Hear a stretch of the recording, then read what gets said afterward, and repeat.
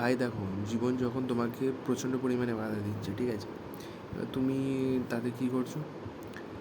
তোমার নিজের কনফিডেন্স হারিয়ে ফেলছো, নিজেকে ডিপ্রেশনে নিয়ে চলে যাচ্ছ। তারপর তুমি কী করছো? একদম ভেঙে পড়ছো, কান্না করছো।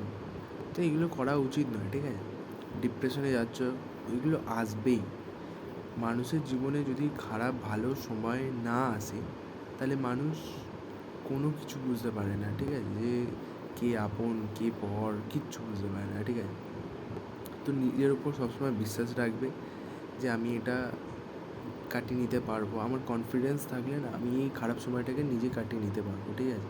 তো এটা নিয়ে অত করার কোনো দরকার নেই। শুধু নিজের ওপর ফোকাস রাখবে, নিজের কাজগুলো কমপ্লিট করবে। কে আশেপাশে দেখার কোনো দরকার নেই, ঠিক আছে? নিজের কনফিডেন্স থাকলে না সব কিছু জয় করা যায়।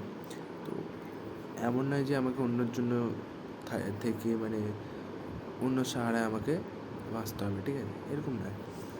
তো এটাই, নিজের কনফিডেন্সটা রাখবে সবসময়। আর নিজের ওপর নিজের গোলগুলোকে অ্যাচিভ করো, ঠিক আছে? কারোর কথা ভেবে লাভ নেই। নিজের ওপর নিজের ডিপ্রেশনগুলোকে যদি সরাতে চাও, তবে নিজের ওপর ফোকাস করো, শুধু জাস্ট নিজের ওপর। আর আজকালকার যুগে না, কান্নাকাটি করলে না কেউ দেখে না, সিরিয়াসলি। তুমি লয়াল হও আর না হও, কেউ কান্নাকাটিতে মানে না। নিজেকে নিজেই তৈরি হতে হয়, ঠিক আছে?